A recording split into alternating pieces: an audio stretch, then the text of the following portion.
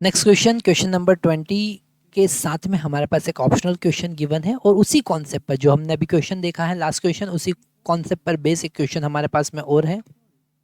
Question में given है binding energy पर nucleon and mass number for the following nuclei are given in below table.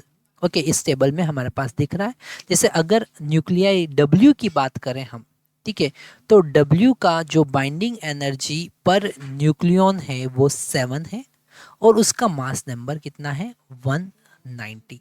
X की बात करें और वाई की बात करें तो इसका बाइंडिंग एनर्जी पर न्यूक्लियन 8.5 है, मास नंबर 90 और 60 है। और जेड की अगर हम बात करें तो बाइंडिंग एनर्जी बहुत ही कम है, 5 है।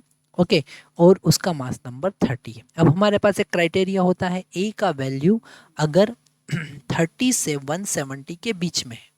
ओके, तो जब हम ग्राफ का एनालिसिस करते हैं, जो कि हमने लास्ट लेक्चर में देखा है, ग्राफ का एनालिसिस करते हैं तो यहाँ पर ये सारे स्टेबल न्यूक्लियाई होते हैं, ये सारे स्टेबल होते हैं।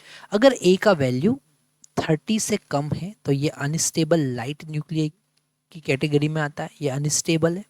ओके, और ये कंबाइन होकर हेवी न्यूक्लियस बनाता है। और कंबाइन का केस है मतलब फ्यूजन का केस है, ये फ्यूजन का केस इसके लिए होगा, मतलब जेड जो है उसमें फ्यूजन की पॉसिबिलिटी है। ओके, ये न्यूक्लियर जेड है उसमें फ्यूजन की पॉसिबिलिटी है, वो कंबाइन होकर हेवी न्यूक्लियस बनाएगा, मतलब स्टेबल न्यूक्लियस बना लेगा। और यही कारण है फिजन और फ्यूजन का, यही रीजन है क्योंकि वो उस स्टेबल जोन के अंदर उसको लाने की कोशिश कर रहा है। अगर 30 से 170 के बीच में उसका मास नंबर होता है तो वो स्टेबल रीजन में है, क्योंकि उसका बाइंडिंग एनर्जी पर न्यूक्लियन बहुत ज़्यादा है। मतलब जब उसको बनाया था, जब वो बना था तो बहुत ज़्यादा अमाउंट में एनर्जी रिलीज हुई थी और वो स्टेबल हो गया था।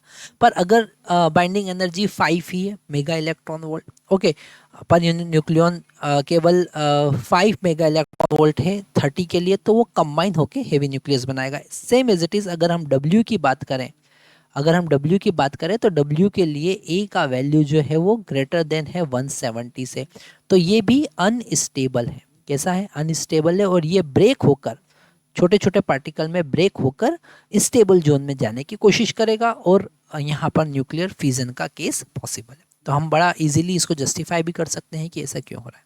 Thank you.